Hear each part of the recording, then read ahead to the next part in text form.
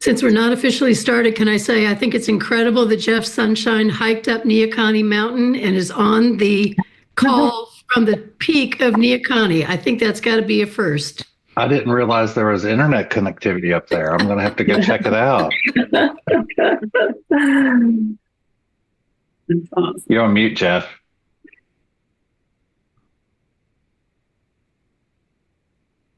You guys are jealous of my screensaver, that's all.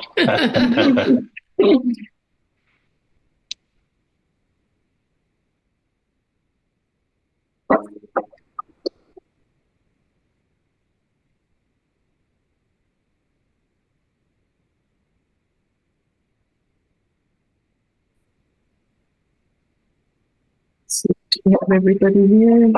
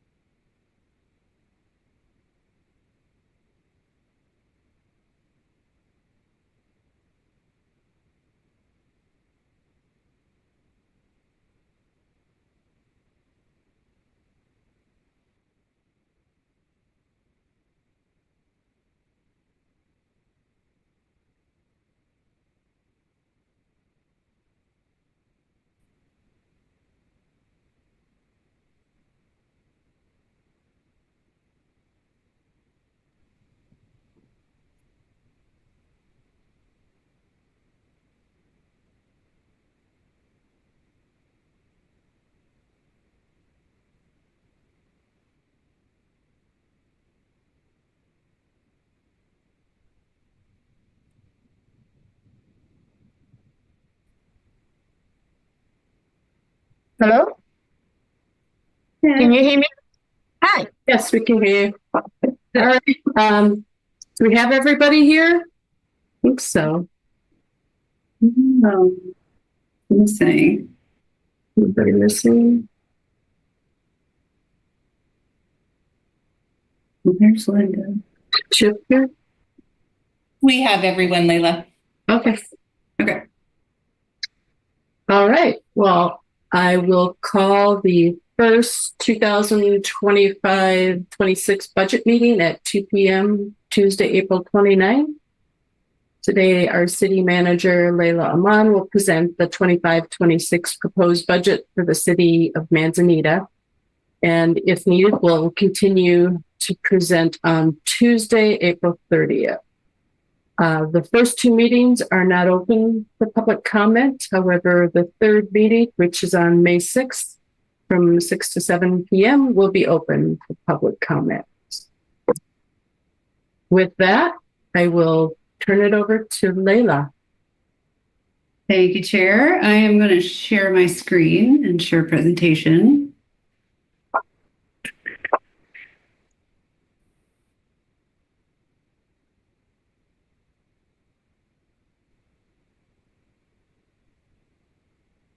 Trust everyone can see that okay?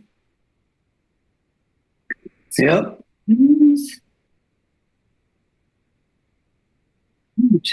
All right. Well, good. Well, welcome. Hi.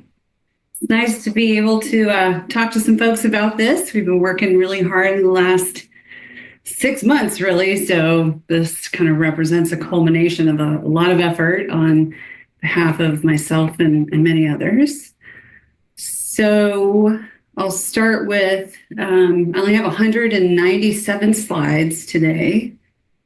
Just kidding. I have far less than that, but enough to get us through. So kind of taking, want to make sure that we take our time, hence the snail. We don't need to go too slow. We just need to be deliberate and thorough. So I will do my best to make sure that I do that, but I would invite any members of the Budget Committee at any time to stop me, ask questions, so to consider this kind of a conversation as we go along. I found that this is my fourth year. This is my third year presenting a budget I've done, right? I think 3 years, 4. And that seems to work best if we do it that way. So we don't necessarily need to save all the questions till the end. So please do raise your hand would probably be the best, just in case a couple of folks have something they want to ask, and I'll do my best to call on you if the chair doesn't mind me taking that on as you have questions. So the format of today's presentation, really go through just really very briefly an introduction kind of to the document. I know many of you have been reading this with a fine-tooth comb, and I appreciate that. I've gotten a few comments back, and they're just minor corrections that will be addressed when this goes to City Council. The first order of business and one of my responsibilities by law is to deliver the budget message. But I did learn I don't have to read it verbatim, so I'm not going to this year. I'm just going to hit some of the highlights. I know all of you have read it, and I appreciate you doing that. And then I'll briefly go into the city overview. I'm not going to spend a whole lot of time on the history or the demographics, but that was a new addition to the budget this year. We're starting to structure this budget to eventually get us to the Government Financial Officers Association Budget Award. And so some of that background information that wasn't in years previous started to show up this year so that we can start to prepare ourselves to get that recognition. But I will talk about council goals, kind of the organizational chart, and just sort of remind not just the folks that are here, but the folks that are watching, because all those things are relevant to the different budgets that you will see today. And then kind of a reminder and just review of the budgeting process. Again, a lot of this is just to provide background for all of you, as well as those members of the public. And then we'll delve into the financial sections. So talking about trends that inform our revenue projections. And then we go into the detailed budgets by fund and department. And then we'll look at kind of historic and future data projections. So projections for the next 5 years, and then briefly touch on the capital improvement plan. All right.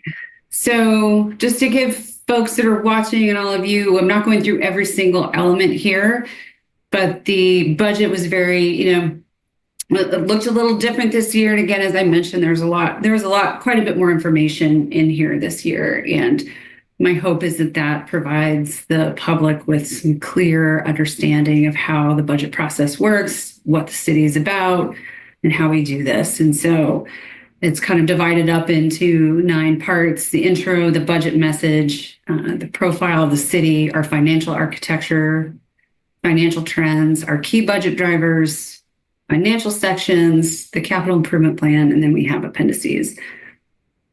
So that's the structure of the budget. And then all of you, so we have 5 people who are from the community at large, and then our city council, so the 10 of you serve as our budget committee. And you will know that. But so it is my pleasure to welcome you to the proposed budget for the 2025-26 season. This budget serves as our financial roadmap. So it's really carefully crafted with community priorities and city council goals in mind. Throughout this presentation, we'll explore how the budget demonstrates our commitment to responsible stewardship, transparency, and strategic planning for our future. And this budget follows Oregon budget laws and generally accepted accounting principles. I'll talk a little bit more about this, but we use a cash basis of accounting, and we are in compliance with state requirements. So I invite you to join us as we examine the financial health, key investments, strategic initiatives, and that will shape our future. So just quickly, the financial health and outlook. I think we are entering this fiscal year from a position of strength. Both our governmental and our utility funds maintain healthy reserves, which provides stability and flexibility to address unforeseen challenges. This strong foundation allows us to pursue strategic investments as well while maintaining essential services. One thing I do want to point out, and I'll also point this out at the end as a reminder, it kind of looks like the water utility goes down and then back up. And that's a result of the grant that we received. So when we allocated all those funds to the water utility last year, that made the fund balance go up.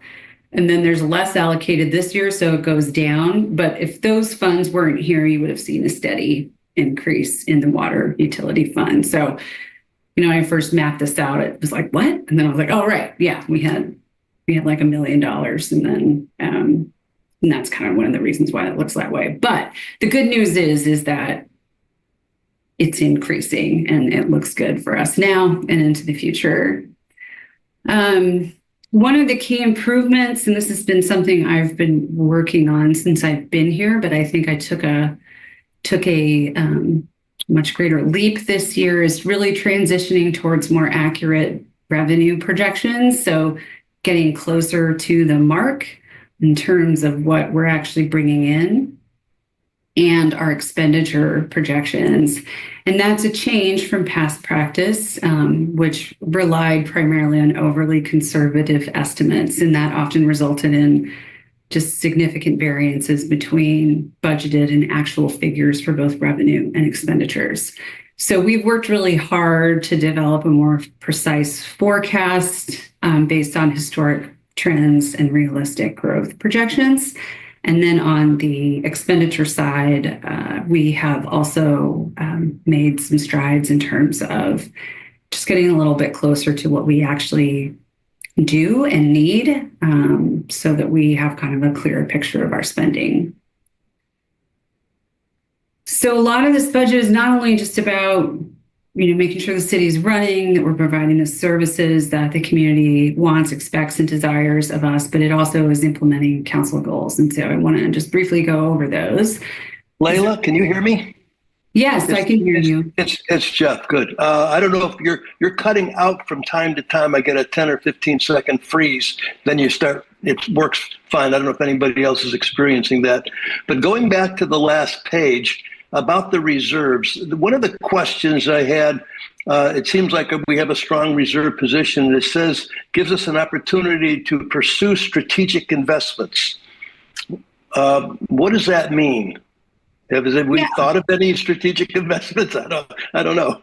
Yeah, I will actually get to that, Jeff. And if you don't mind, we can pause on that for a moment. And then if you don't feel like the question has been adequately answered, we can further that conversation, but that is something I will get to in a couple more slides. Okay. And it's actually related to one of the topic items that is right in front of us today, which is one of the goals that City Council in our retreat we discussed was strategic planning. So looking at long-term plans, not only for revenue, but what to do with our assets, how to handle emergency management. So those are one of the goals that City Council has set for us for the year. So again, I'll cover this a little bit more later in the presentation, but I appreciate the question and we'll make sure I get to it.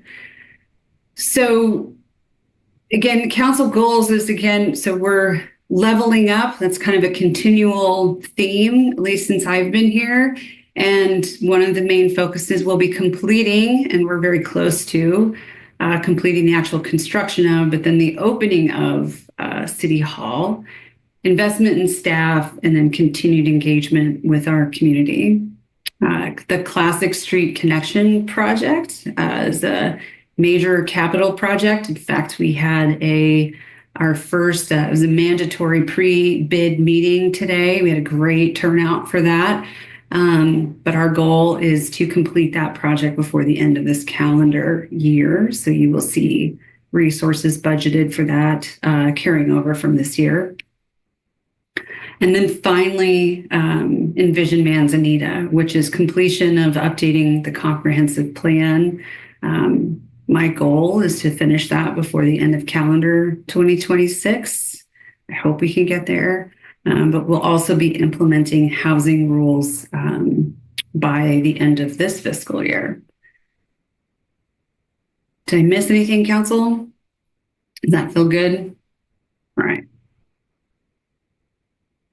Okay, so just kind of to reflect on sort of what we've accomplished and what we're in the midst of, but we'll be finishing City Hall.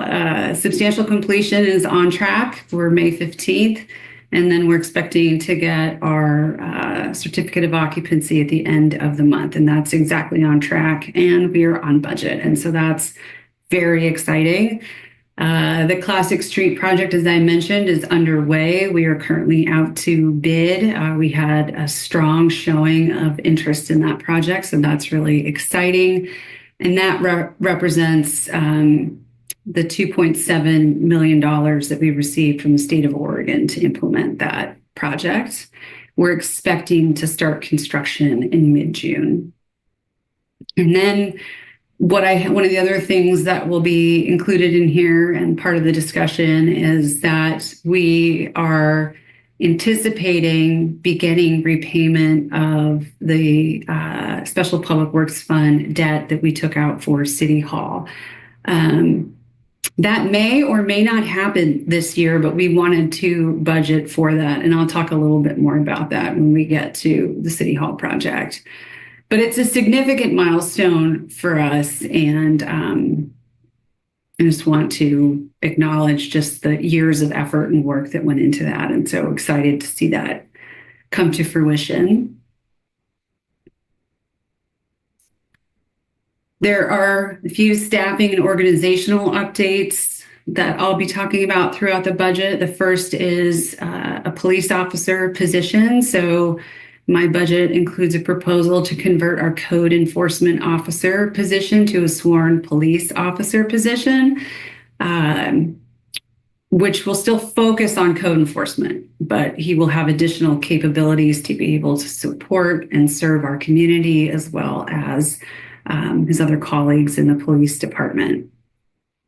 The budget also includes a planning and permit technician. You might recall, those of you who were with us last year, that we did not fill that position last year, but we do need that position this year. And so that is included in this year's budget proposal. And then City Council approved a project manager position, which our former intern was going to take, but it did not. And so that is an open position, but is also included in this year's budget.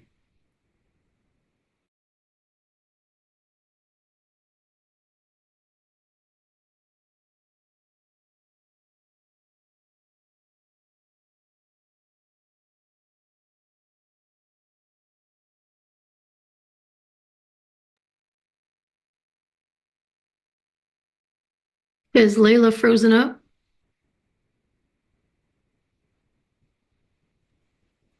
Yes. I'll try and get in touch with her.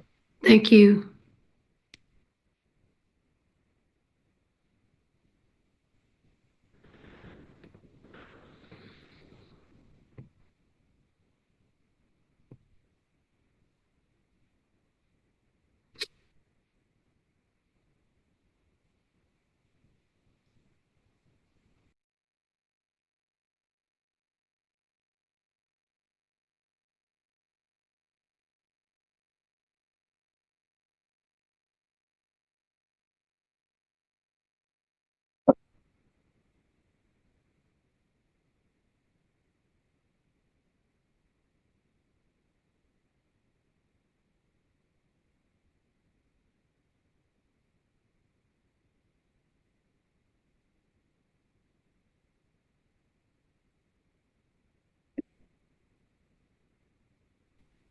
All right, that's fun.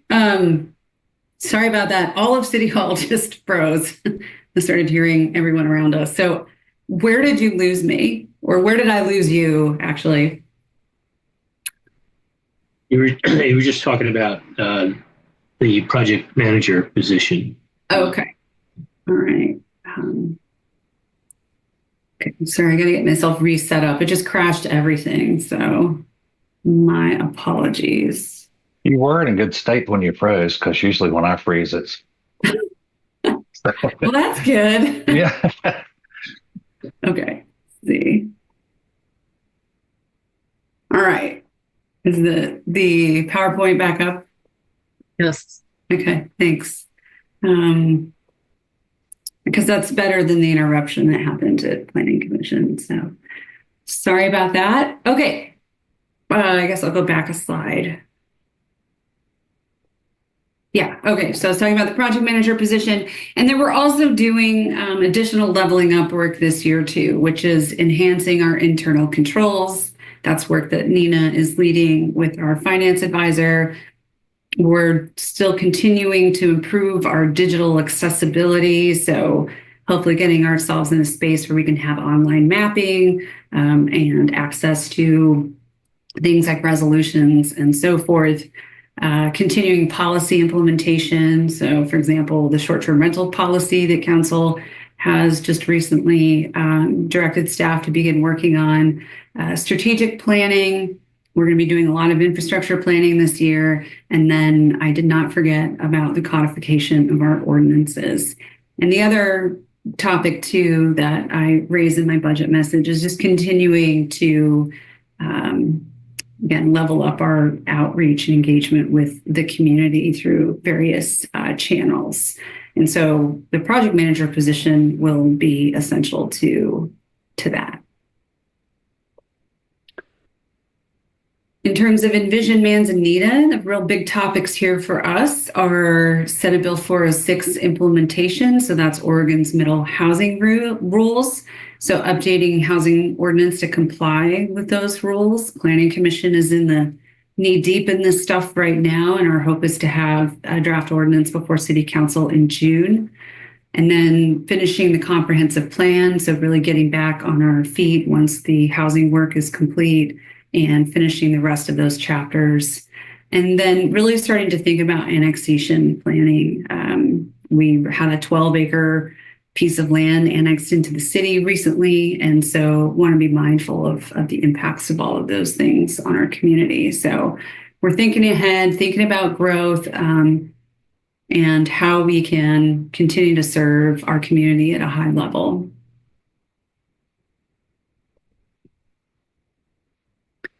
In terms of strategic planning initiatives, so this is one of the things that City Council will be working on over the next year, is considering our long-term fiscal stability. So how do we build sustainable financial practices? That's actually something staff will be really focusing on. Sorry about that. And then revenue diversification. So this has been an ongoing topic for our council, and we will continue that work. Capital improvement planning. So really taking a systemic approach to our infrastructure needs. You will note that the capital improvement plan this year is what I would call a CIP light. It really focuses only on the current fiscal year, and there's intentionality behind that. We have a new public works director who's doing an excellent job. We have a council who's very interested in how we utilize our resources to be more resilient. And we felt that it was a good time for us to take a moment once City Hall is complete and Classic Street is well underway to really look at the breadth of projects that we have and how to prioritize those projects so that we can do them.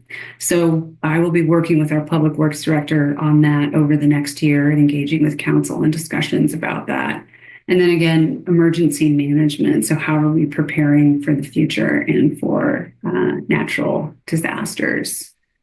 And really, again, it's always a balancing act of addressing our immediate day-to-day and operational needs while simultaneously investing in long-term stability. So this dual focus ensures that we can meet our community's expectations while building a sustainable foundation for generations to come. And finally, this marks the end of my budget message. I want to give a big thanks to the staff that really supported and contributed to this budget. Nina, in particular, and then Bonnie Dennis, who is our government financial advisor, just played a tremendous role in the quality and a lot of the back end work on this budget, which is a lot. So I want to thank them both deeply from the bottom of my heart. Also, Chief Eric Harth, Scott Gebhardt, and Rick Renfer for their contributions to this budget. It really is a team effort, and putting all of our minds together is what I think results in the budget that you have before you today, which I'm really proud of, and it really does represent countless hours of planning and thoughtful consideration. So I want to thank them all for that. And I should note that I'll be the main event today. Sorry about that, but I do have all the department heads here. So as we go through their budgets, if there are questions that come up that I can't answer, Eric, Rick, and Scott will be available. Okay, I don't want to spend too much time on this, but I do want to note that we're 80 years old this year. So that's awesome. It didn't really occur to me until I was doing the budget that this fiscal year, we're turning 80. So congratulations to us. We look great for our age. We were incorporated in April of 1946. And, we all, Tom probably especially, we all know this story. We grew quite a lot when Highway 101 was established. And now all of us are really focusing in on kind of the modern Manzanita, which really does, I think, maintain its uniqueness as really a treasured coastal getaway. And I'm glad that we all get to be part of that. It's really a privilege. So the budget, the budget philosophy, so to speak, is that it serves as our primary financial management strategy. It reflects annual service and financial goals, and it outlines our work plan for the coming year. We do our best to detail the costs associated with delivering those essential services, programs, and resources to the community. And those budget allocations are designed to be cost effective and ensures that the city meets the needs of the residents. The city council, in terms of governance, sets the policies that reflect the collective community interest, and they established annual policy goals, as I've already reviewed in my budget message. And then my job is to prioritize those policies and projects and programs within the budget. So my job as the budget officer, which I'm required to be per our charter, is that I prepare the annual budget. I do that through a collaborative process with my department heads and key staff so that we can align our financial resources with the service expectations and our community's priorities. Okay. So our budget follows Oregon budget law. There's standard procedures for that. We do financial estimates. We have certain measures of financial controls.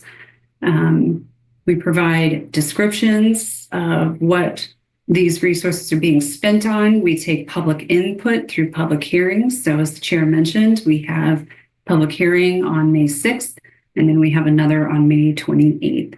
And the goal of this is transparency, is to ensure that the public and the taxpayers, they know what we're spending our resources on and what our financial policies are. Your job as the budget committee is to review the process, and that starts with what I just did, which is receiving the budget message, reviewing the budget. You evaluate the budget, and you may approve it as presented, or you may make modifications before you grant final approval. And so that's the substance of our conversation today. Once this budget is approved by the budget committee, it is then sent to City Council for final consideration and adoption prior to the June 30th deadline. And right now that meeting is set for May 28th. We can do budget amendments. We actually just did this. And so you will note, as many of you probably did, that the budget reflects the supplemental budget that City Council approved last month. And so that requires a council approval. It requires a public hearing and a change in appropriations, those transfers. And that has to be done. We have to notice that. So we just went through that process. It's a common practice. My hope is we don't have to do a supplemental this year. But for projects that run over multiple fiscal years, sometimes that can happen. But there is a process for that. So again, just a reminder of the process. Staff spent a lot of time working between January and this month to prepare the budget. This is our first budget committee hearing tomorrow if we need one. And then on May 6th will be the public hearing, and then City Council will adopt on May 28th. And just to remind folks too, because the budgets are organized by funds and departments, and just kind of what sort of form of government the city has here. So it's a council manager form of government. The mayor appoints the mayor and city council are really guided by the community as representatives of the community. They appoint the city attorney, the municipal judge, and then the city manager. And then the city manager oversees all of the city's operations, which can be divided into kind of 4 categories: administration, development services, public works, and public safety. Okay. This is detailed out in our budget, but just to kind of remind folks, our financial architecture is based on fund accounting. So we have different specific funds that serve specific purposes. We meet specific financial accounting standards. We have budgetary principles that guide how we do that. And then the financial management of how we balance our immediate operational needs with long-term capital investments. The types of funds that we have are governmental funds. So that includes the general fund, which is the primary operating fund for the city. Special revenue funds, and those are restricted to specific purposes, such as the building fund or the tourism fund. Capital project funds, so those are project funds that are for major capital projects that receive financing. So we have City Hall is one of those. Debt service funds, those are to manage repayment of long-term debt, typically general obligation bonds, and we don't have any of those, but just for you to understand what the types of funds are. And then permanent funds, and those are where resources, rolling earnings may be spent, and we don't have any of those either. There's also proprietary funds. So they operate like private sector businesses, and their revenues and expenditures have to be tracked separately. And the proprietary fund that the city has is the water fund. And then there's fiduciary funds, which are we manage assets that are held in, we held in trustee, but they're not available for city operations. They don't have any budgetary impact. And so they're strictly separated from operational funds.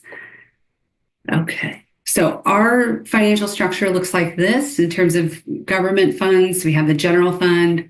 The special revenue funds include the building fund, the transportation fund, the tourism fund, and the public works reserve fund.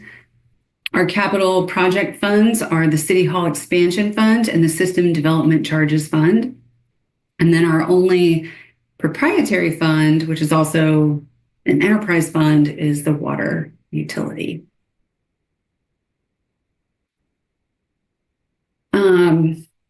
Just again, we use accounting standards and practices to develop this budget.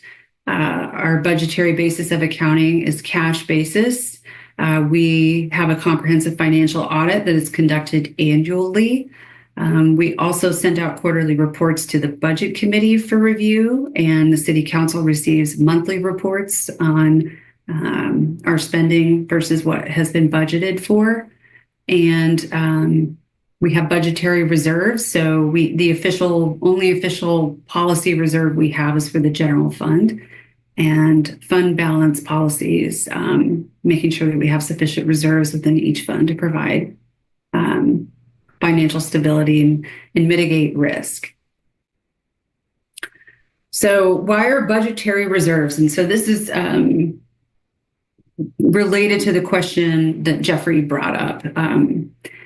We keep reserves beyond just the policy reserves because it does affect our credit rating, right? And our credit rating, the last time we had it done was in 2022, prior to taking out debt for City Hall, which was AA- and stable, which was an increase from the last rating we had. And that's actually very good for a city our size.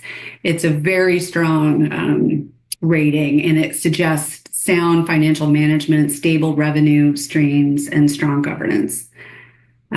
Contingency reserves.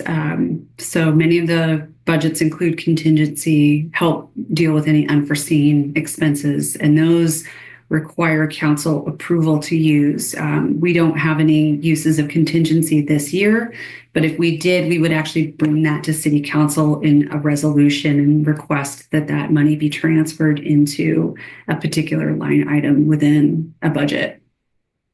And then the unappropriated fund balance is intended for future years unless significant issues arise. And that should also say, or we want to invest in a specific kind of project. And so we've maintained a pretty high, I mean, it's not very high, but we've maintained a healthy fund balance in the general fund, and we're starting to get there with the water fund. Tom. Thank you. So in our quarterly meetings, persistently, we've seen that use of money figures are much higher than what we had budgeted for. And I'm assuming that these budgetary reserves are the driver of that, is the investment strategy with those reserves. Am I correct in that, first of all? And then can you talk a little bit about what the city's investment strategy is with those reserves? So I want to understand your question because we are not over anything. We haven't spent more than we budgeted for in any category that I'm aware of. No, it's not a spending more, it's making more. Making more money. Right. Yeah. Okay. Yeah. And that has to do with, I think, as I mentioned earlier, we had a history of underestimating revenue. And so we're trying to get a little more precise about that. And so that's one of the things that contributes to that fund balance. The other is, quite honestly, the jump that we had when COVID hit. There was a huge increase in the transient lodging tax because more people were coming to the coast, and that has been sustained since that time period. So that has allowed us to maintain a healthy fund balance in the general fund. Since we right-sized our water utility rates, this is, I think, the first year that we're starting to see that we have enough in the water utility to actually create a policy reserve and are building up a healthier reserve in the water fund. That was not the case the first year that I was here. So hopefully, does that answer your question, Tom? Sweet. Okay, thanks. All right. So in terms of reserve policies, the reason to have them is to maintain financial stability. So we always want to maintain. I got a question here. Oh, sure. Yeah. Sorry. That's okay. Go back to the last slide, please. Did you say the credit rating of our city is A minus? Double A minus. Double A minus. From which credit agents? S&P. S&P. Okay. They come in. How do we receive it? They just come in, or they just rate every city? We requested it before we took out our loan for city. Okay, got it. Yes. Yeah, and that was, okay. I think it was issued in October of 2022. So, okay. The contingency reserves here. I see when I read through the budget this year, I see some new contingency reserve you set up. If it is unforeseen, how do you know where we should set it up? So how do we know where to add contingencies? Is that exactly, because it is for unforeseen expenses. If it is unforeseen, how do you know that? Well, that will happen? We don't. Exactly. We do our very best to make an estimate of what the potential impact could be. Okay. All right. And we look at past use as well. So we try to see, like, have we used contingency in the past? If not, we just put a reasonable number in there that doesn't really put us over our revenue. Yeah. Yeah. Okay. All right. Thank you. Yeah. No problem. Okay. I got my hand up. I don't see you for some reason, but go ahead, please. All right. Sorry, it's Jeff. Going back to that pursuing strategic investments, and you mentioned that the council went on a retreat and they wanted to look at projects, the breadth of projects. And also, I think you mentioned when you talked about pursuing strategic investments, infrastructure. And can you give me an example of what you might be talking about or thinking about? Sure. So one example would be we're about to move out of our current facility, and the police are about to move out of their current facility, and that leaves us with 2 assets that will not be utilized. And so part of the discussion with council will be to understand what the future of those facilities could be. The other is we're in the middle of a comprehensive plan update. And so we'll be getting a lot of input and feedback from the community about things folks want to see, park development, trails, etc.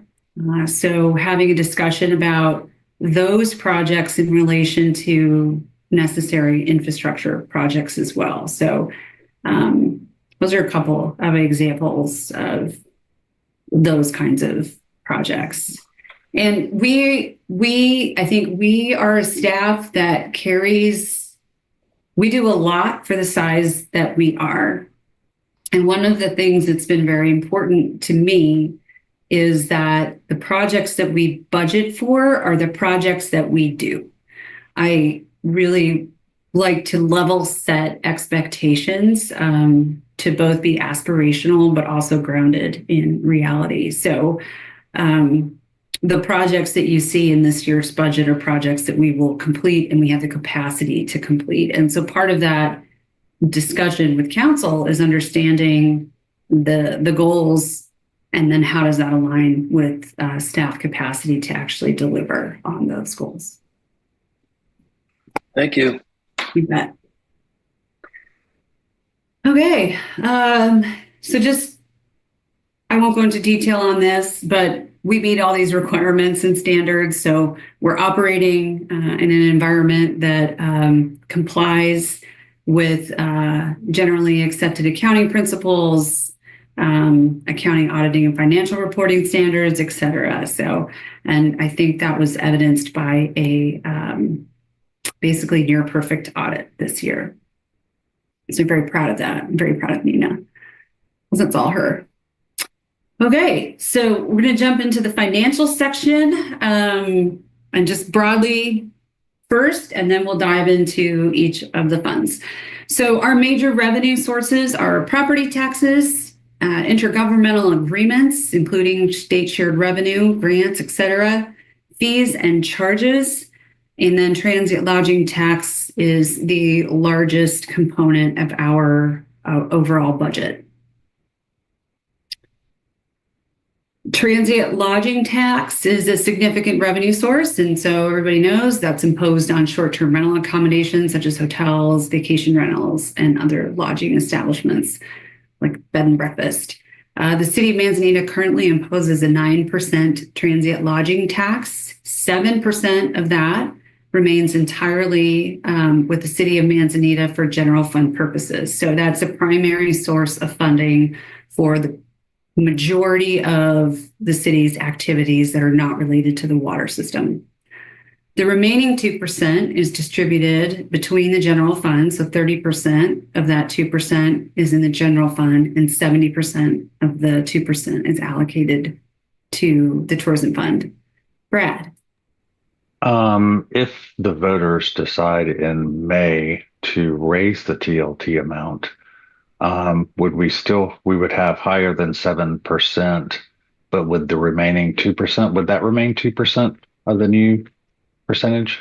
So that's ultimately a decision for city council. So what Brad's referring to, just for folks that may not be aware, there is going to be a measure on the ballot this year that the county is putting forward that would raise the transient lodging tax to 12% starting in September of 2025, and then increasing to 14% in July of 2026. Currently, the countywide TLT is 10%. We collect 9% and 1% goes to the county. The city council will make a decision as to whether or not we want to raise our TLT to 11% and 13% respectively, and the county will still retain 1%. Or if the ballot measure passes and we do not do that, then we retain our 9%, and then 3 or 5% will go to the county. Thank you. Yep.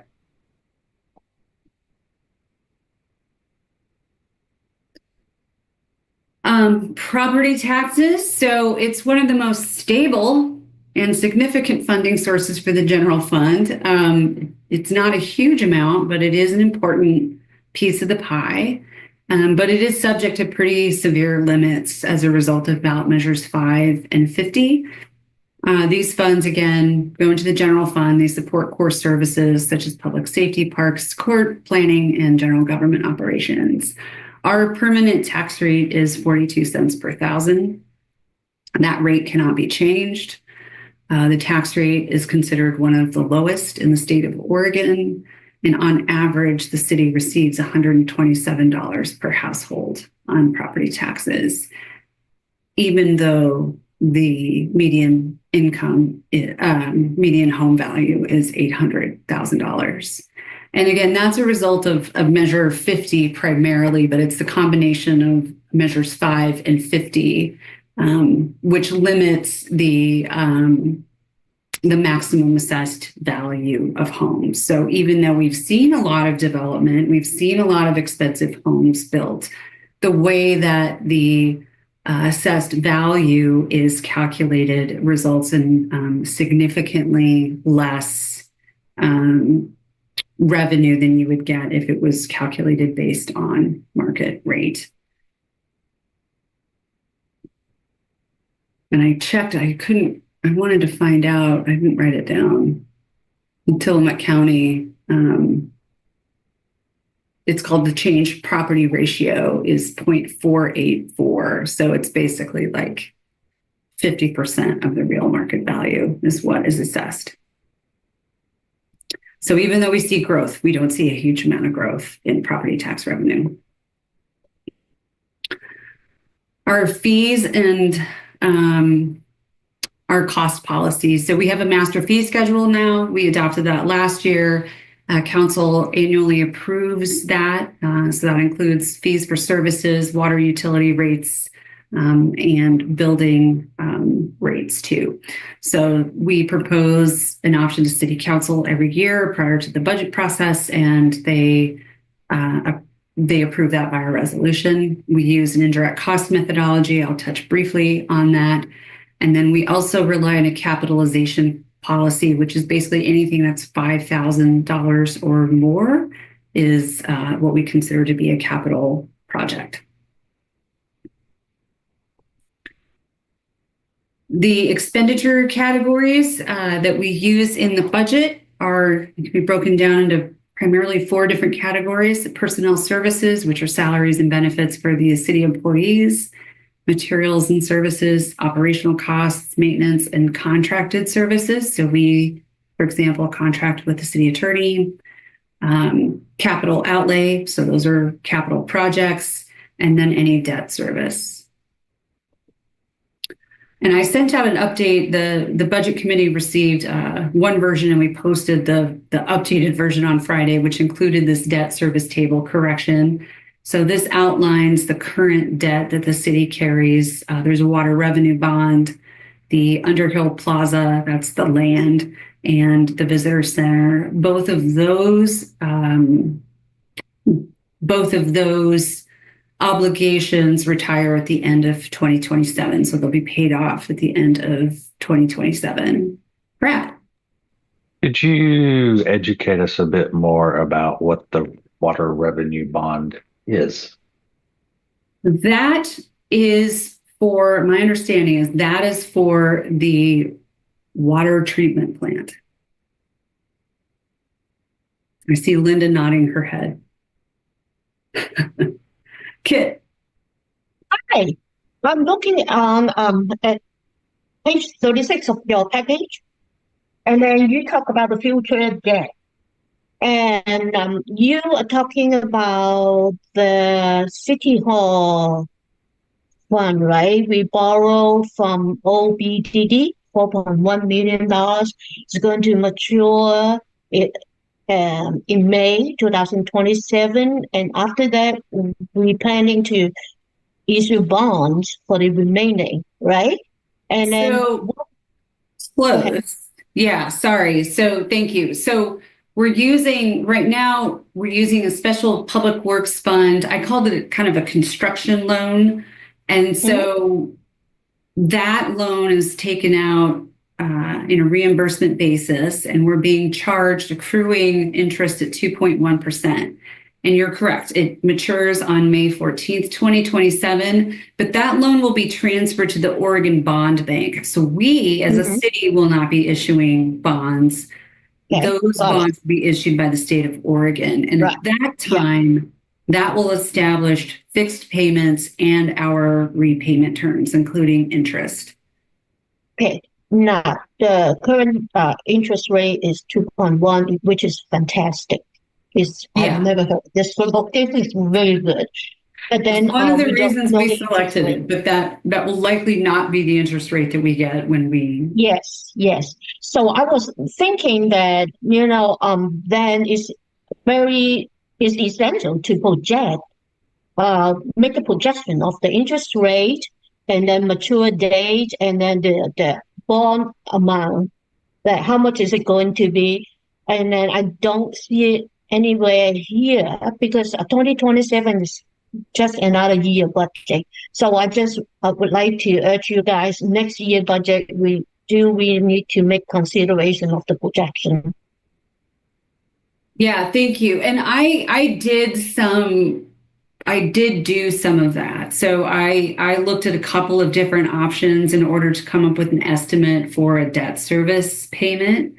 And so that's where we landed on $295,000. But that again is, a best estimate at this point. And once those terms are set, then we will have a lot more information. I did check in with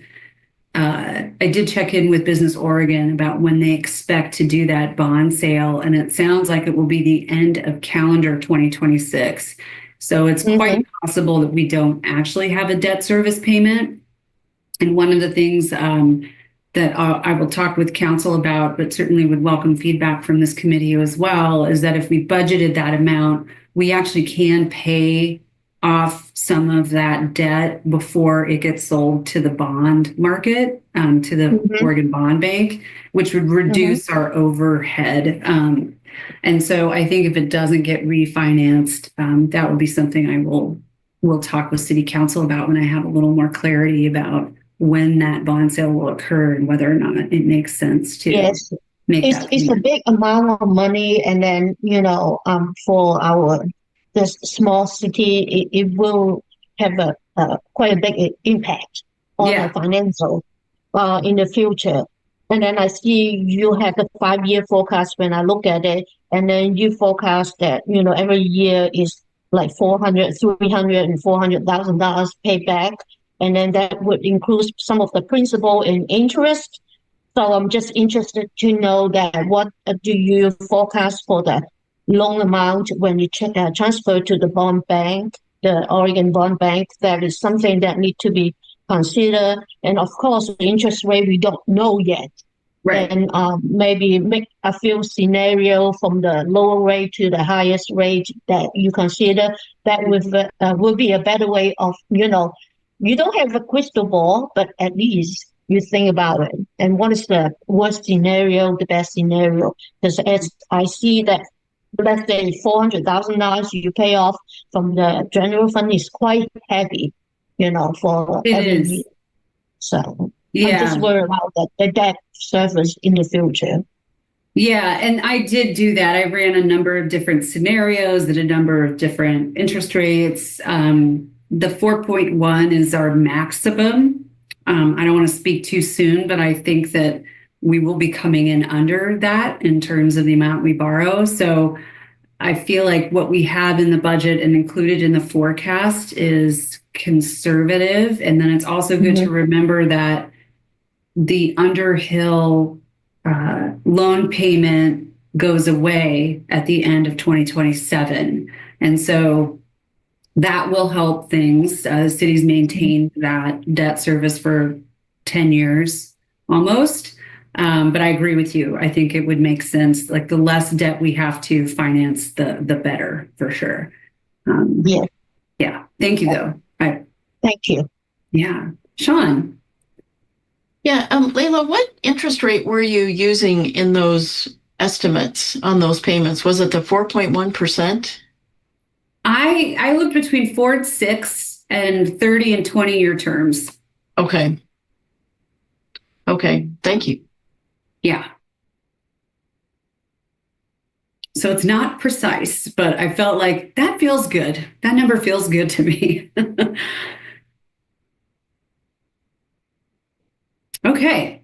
So indirect costs, these are costs that cannot, can be clearly attributed to a specific service. Direct costs are. Indirect costs are ones that are not, but they're necessary for running a city. They can't be assigned to any specific department, program, or service, but the costs support the overall operations. And so for us, the two funds that generate that kind of revenue are the building fund and the water utility. We have a pretty detailed process that we used to create the indirect cost allocation. We went into that. We actually included that in the budget this year as opposed to an appendix to provide a clear overview of that. And it allows those service departments to fairly account for the administration and operational support that they receive. And it follows that 5-step process that I just talked about. Would we establish this? City Council adopted this by resolution. We said after the first kind of 3 years that we would take a look at it. We're also seeing some personnel changes, and I believe the chair pulled me aside to say, now that's also a good time to take a look at this. And so one of the things that I had meant to do at our last budget committee meeting was to suggest that we establish some sort of subcommittee to take a look at this and help evaluate it. And so I think we'll carry that into our next check-in meeting and talk about what appropriate next steps will be. But that's the allocation model that we used for this year. All right, are you ready for the budgets? Tom. Thank you. Before we leave the indirect cost thing, I've got a couple things I just wanted to say. Number one, thank you so much. I mean, the amount of ink that you spilled on discussing indirect costs, I thought was really, really good, given the fact that our critic in chief is constantly talking about indirect costs in social media. And, it really helps me a lot when I go out into the community to be able to have a really detailed understanding of this, because it's not an easy concept for those of us that didn't use it before in our normal lives. So I really appreciate that. I also ended up doing a little bit of chatting and finding out, you've got this passage on page 41 about the FCS group and the study that was done in 2020, and learned that one person that was involved in that study group, including the city, was our former city manager, Randy Kugler. And apparently he was not able to prevail with his thoughts, and so has consistently criticized the city for the model that it's adopted. I'm really glad to hear that the city's going to continue to stay on course with addressing this. I think when we adopt a schedule for review that we should stick by it. And then I just wanted to say also that, you can't help but notice that we see stuff about a survey having been conducted, and some people responded by saying that they don't want to see any repayment of the indirect costs or limited to a specific dollar amount without any knowledge or understanding about what that impact is on the budget. And for any of those folks who answered that and said we shouldn't, I hope you'll come and talk to me, because it's really easy to sit back in your lazy boy and check a box and send it back without really understanding what goes into this. But there's a lot of work that went into this. And if you don't appreciate it, I hope you'll come and talk to me, because I just think that that's derogatory towards the amount of work that all of us have put into this. I just needed to get that off my chest. Thank you. Thank you. I would agree with that statement. And I think people who have completed the survey, I did not complete it myself, but if you have, please reach out and speak to us. Tell us what you're thinking. Thank you. Yeah, we want to be as transparent and clear about this stuff as possible. And so I appreciate the feedback on its inclusion in the budget itself this year. That's another step forward for us to make things just clear. All right, onward. So the city budget. This gives you kind of the overall of all the total funds combined. So if you remember back to that chart that shows all the city funds, and one of the things that we're required to do is have a balanced budget. So the resources have to equal the expenditures. This table always tells me that we got the math right. So I'm always pleased when I see these two things add up. Kit. Hi. All right.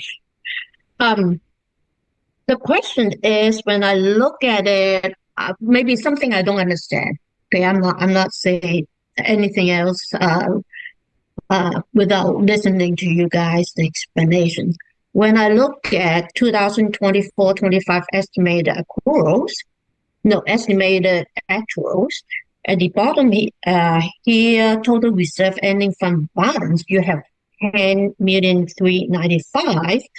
On the proposal, budget proposed 2025-26, you have the beginning fund balance 10,295,000. Is it a typo or what is it? I hope there is an explanation for it. Oh, that includes contingency. Yeah, but then shouldn't the beginning balance is exactly the same as the ending balance of last year?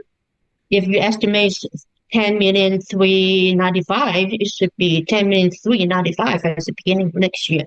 Yeah, good point. It may have. I'll double check that, but that might be right. It doesn't discredit your whole budget. It doesn't. No. It's just something that carry forward. And that if I don't ask somebody, some people may ask or discredit it right away. So I just want to let you know that this is it. And then it's not really a big deal of that. The 100,000. You may have this explanation for it. It may be a typo, but it's budget. So budget change anyway. So yeah, I'll investigate that and correct it by the time it comes back to you. Okay, thank you. Yeah, good point. Okay. So that said, otherwise everything else adds up pretty well. And that's a healthy budget. Again, just summary of our expenditures for the fiscal year. So this is just the citywide expenditures.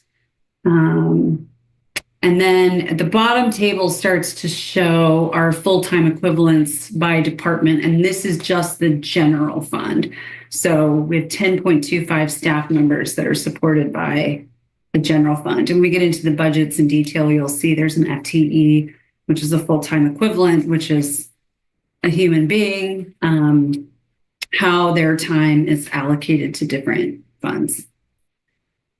Okay. So I know all of you have this in front of you, so I will skip to the kind of main things for the general fund. But one of the key things I want to point out here through a couple of years now of encouragement, primarily from Kit, is to get closer to the mark. And so I did that this year in terms of the estimate for our TLT. We still don't have our third quarter, our final quarter for the fiscal year TLT receipts tabulated, but I felt confident based on what I have been seeing over the fiscal year that we've been tracking pretty even or a little above. And so I felt confident in that number. So the key things I just want to talk about is our beginning fund balance is $3.85 million. The revenue resources we're anticipating for next fiscal year is $1.55 million in transient lodging tax. Property taxes are fairly straightforward to estimate based on the cap, 3% growth per year on assessed value. Fees and charges are based on historical costs. Some were adjusted for inflation. The intergovernmental agreements that we have in place, fines, interest. You'll see interest is something I was quite a bit more aggressive on than I have been in years past. And that's largely because we have a fairly large fund balance now, and we have historically now been bringing in more revenue related to interest. And then miscellaneous and transfers in. I did want to note that the beginning fund balance, if you looked at the audit and you looked at the beginning fund balance in the budget, you might have noticed a slight difference. And that was a result of a timing difference. We closed a number of funds last year, if you recall. And so the beginning fund balance for the budget reflects those funds being rolled into the general fund. Catherine, Mayor. Just a question, not about the specific numbers, but would you say when you look just relatively, when you look at all these categories and you say, oh, I can see the proportion of 1.5 million to, our total revenue picture, would you say the categories themselves are pretty stable now, or do you see any particular category going up or down compared to the last couple of years? Yeah, that's a great question. I feel pretty confident. I feel confident in the numbers that we have. I think TLT is the one that always gives me the most heartburn because it's the least stable, and it's remained stable for the last 3 to 4 years. So I feel good about our revenue sources and their stability. Yeah, my question probably was got a little more brave this year. Yeah, my question underlying that though was, are they in proportion about the same to each other? So has any one category sort of taken more importance or less importance than it has in years past? I think the only one that would be the interest. And I think that's tied to the increased fund balance that we have and interest rates doing what they've done the last couple of years. Kit. Yes, talking about the transient lodging tax, that I remember you just said we're going to have a vote on the measure, right? If we vote to increase it, then there will have a significant uptick on this tax. So have you considered it in your budget? No, and I intentionally didn't.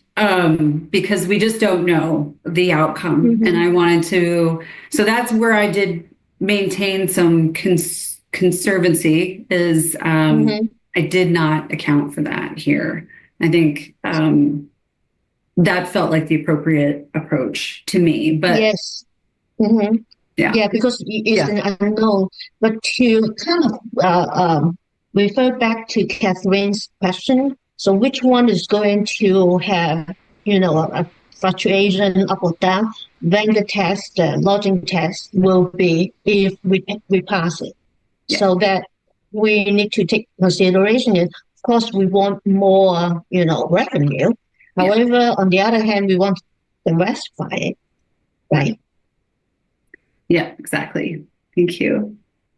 Joy, you have your hand. Yeah. I had a question on the fines and forfeitures line. Mm-hmm. So from 24 to 25, it's gone. What's changed there? Let me look at that. So we did a couple of audits for short-term rentals, and so we got an influx of revenue. I'm trying to find it in my budget here. You know what? I remember now. I think I asked the same question last year. That's okay. So that would probably explain it. Yeah. Okay. Okay. All right. Now on to expenditures. Unless anyone has any other questions. Just to kind of remind folks too, kind of what's happening in the background is we do have policy reserves. So we have reserves for debt service. If you recall last year, we closed the Public Safety Reserve Fund, but in the back, we're still accounting for that. So we sort of hold that revenue back. And then we also closed a CDBG housing grant fund. But those funds, one of my goals this year is to figure out how and if I can use those funds for something. That was something that was an old fund that had specific ties, and we don't quite know what that is. So we just kind of maintain those funds in general fund, but we kind of reserve them. And then the policy requirement is we adopted a 15% that we would increase 2.5% each year until we hit 25. This year we're at 23. So so you have the designated reserves and then the policy requirement reserves. So that's kind of our rainy day fund, essentially. So really the amount we're over our policy requirement is $2.57 million. And so that's kind of what's left once you account for all of the reserves. Kit. Hi, can you remind me what is the CDBG? It's the Community Development Block Grant, and the city received an allocation many, many, many years ago to provide loans for rehabilitation for folks that had lower incomes. That program expired, and most of the cities, maybe not all, I think all, returned that money back to the county, I believe, but Manzanita maintained theirs. And so I did some work the first couple of years I was here to try to figure out how to use those funds, and still haven't quite figured that out. But it's something I hope I'll have some bandwidth to do this year and see if we can use those funds in a different way. So this is different from the affordable housing grant, right? Yes, yeah. So can we apply to it? I mean, is that some regulations that we cannot? And that's just what I don't know. So I'm being safe and just kind of holding on to it until we can figure out what we can do with it. Another quick question is there any minimum regulatory reserve requirement? So there is not, and the city didn't have a reserve requirement, but council did adopt a policy the first year I proposed a budget, which would have been 22-23. And the policy was to start at 15%, increase 2.5% per year till we hit 25%. And so we're at 22.5% this year. So next year we'll be at our 25% policy reserve. Okay, the requirement, okay. Yeah. And that's just best practice, but there's no law that requires us to do that. All right. Thank you. You bet. Jeffrey? Yeah, so the money that's going into the reserve here, that's the same money that is part of the unappropriated money? Yes. It's just adding to it. Right. And it's also 25% of what? The city's operating expenses? Yeah, for the general fund. What is that number off the top of your head? That number is the policy requirement is $558,000. 558. Yeah. Okay. And just kind of overall picture, you see kind of how general fund is divided into, we have 5 different departments. Administration is the biggest, and then public safety. Non-department is big because that's where debt service is paid out of, municipal court and parks. And I'll go through each one of these individually in terms of expenditures. So the general fund, I think the key things so the core services that we provide is oversight of all the departments. So that ensures effective implementation of council policy goals and objectives, but also the running of the city. Our department is home to 5.5 full-time equivalent employees, FTE. So that includes me, and Nina is our accounting manager. The unfilled project manager position are each 1 FTE. So we're fully funded.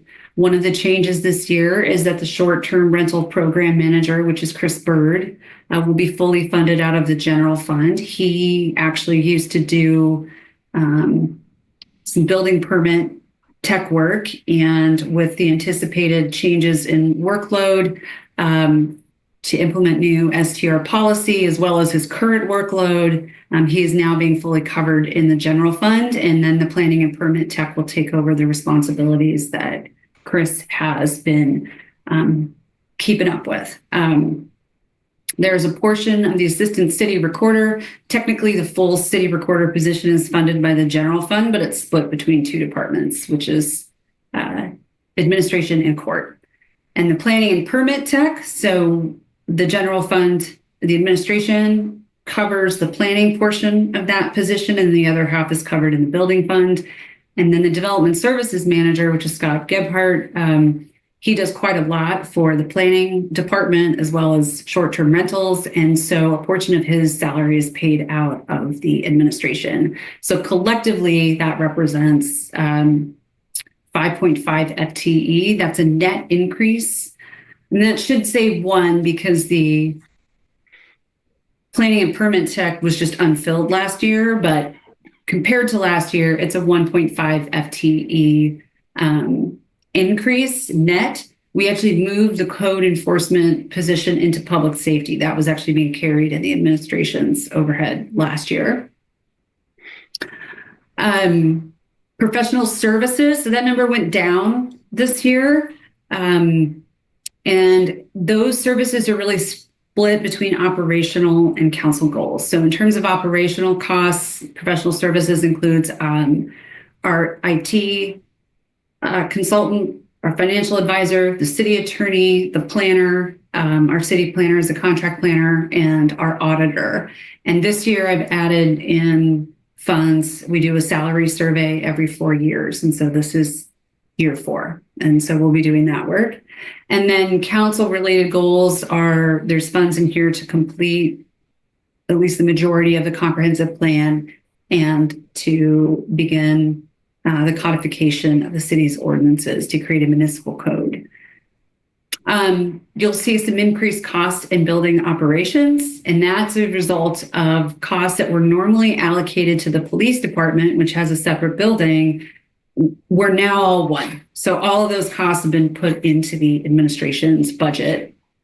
And those costs also include our best estimate of not only taking on a new building, which we hope will be energy efficient, and I hope I'll see that number go down next year, but I wanted to be conservative, but we also have to maintain the 2 buildings that we're already in. And then travel and training went up a little bit too. It's the 100-year anniversary of the League of Oregon Cities Conference, which will be held in Portland. And I think the majority, if not all of City Council, will be attending that along with me. So there was a little increase in training costs there. Are there any questions about the administration? Here, when I look at this, page 54, what struck me is the non-operating expenditure by department and non-departmental costs. The expenditure there, it increased quite a significant amount, 4.4 million. It has something to do with the debt with the City Hall project. Yeah. And that's what my concern was, like the debt service expense, that how we're going to manage it and make sure we can afford it. Yeah.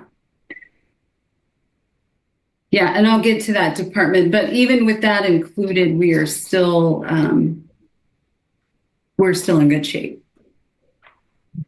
I think you might have answered this before, but the financial advisor, is that like a wealth management advisor, or is he mostly accounting help?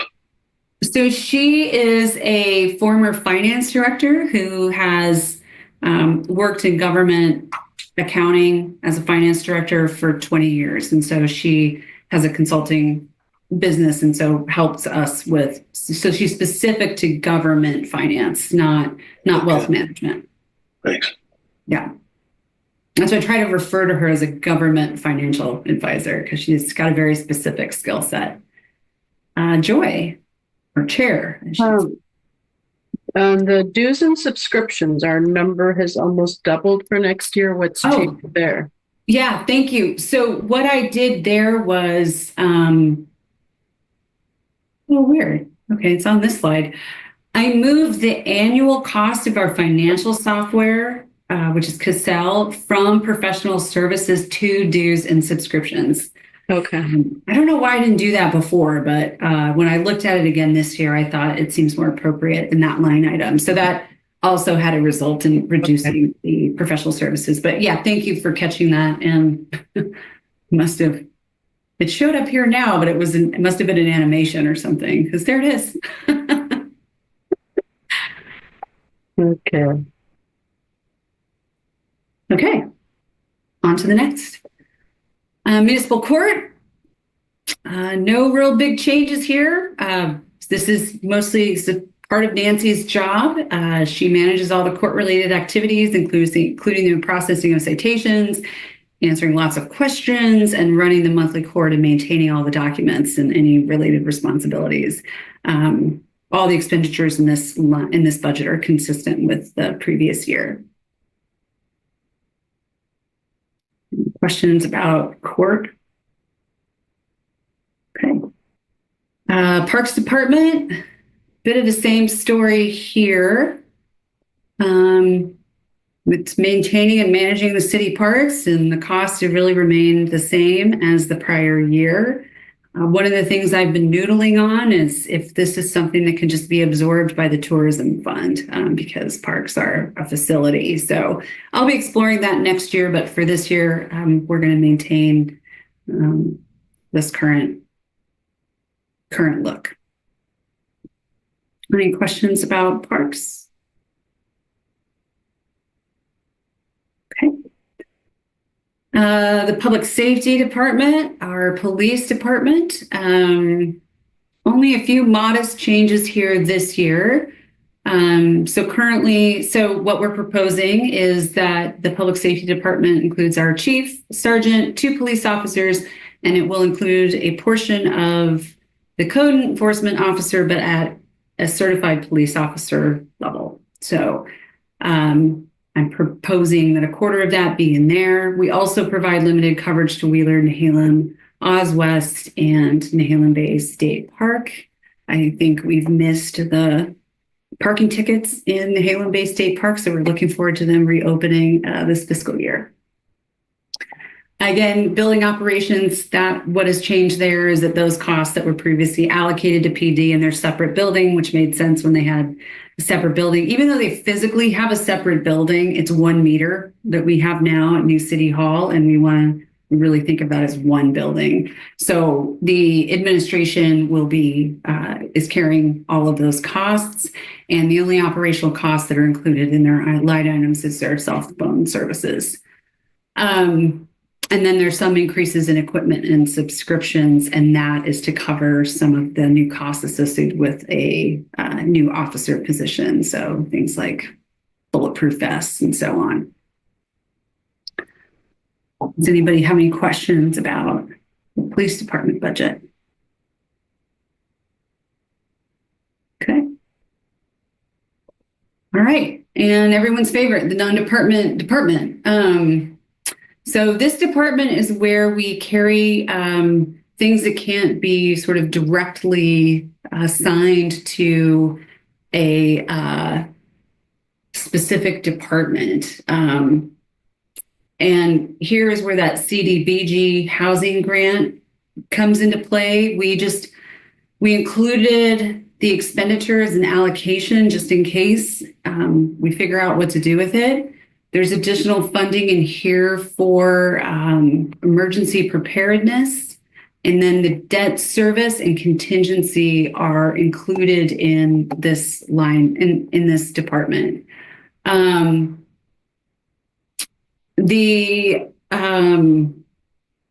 I think that's it. Does anybody have any questions about the non-department department? Okay. So that's it for the general fund.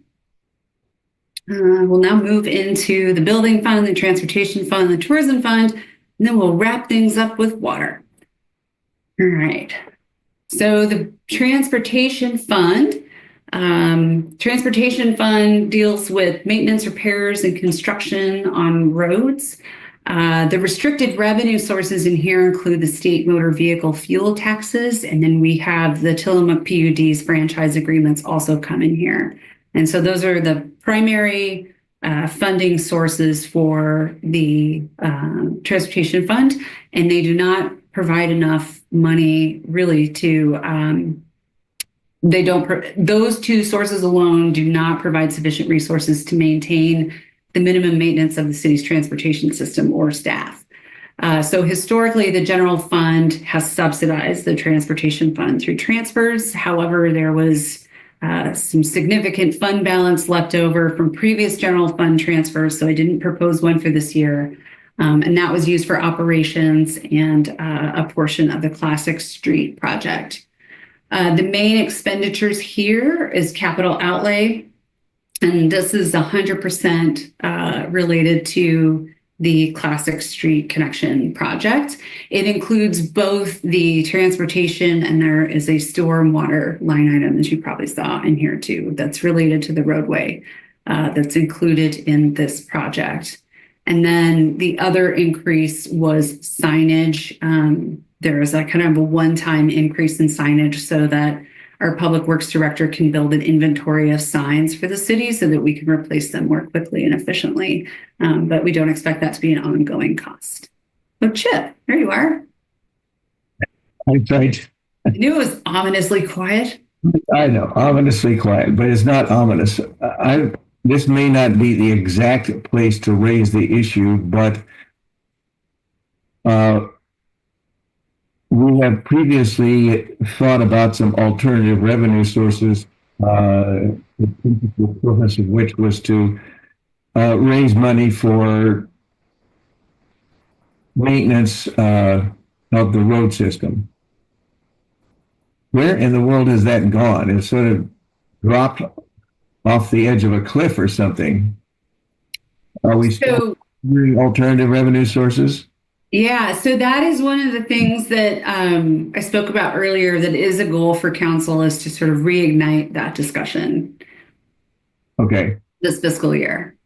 Because otherwise, if we don't do something, the general fund's going to be back in the business of subsidizing the road fund. We get a buy this year, but it's going to come back. Yep. We either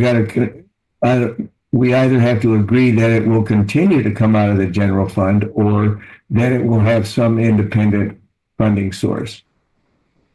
Yeah, thank you. Sean. Yeah. What if we start to strategize on this, on better funding for this transportation fund, what dollar amount would you throw out for a goal that we need to look for annually? If you could give some guidance there, that might help with noodling on this issue. Yeah, I mean, at a minimum, if you look at the personnel services and the M&S, right, that's the minimum to just keep the streets as they are. What we haven't priced out is what it would cost to do additional improvements.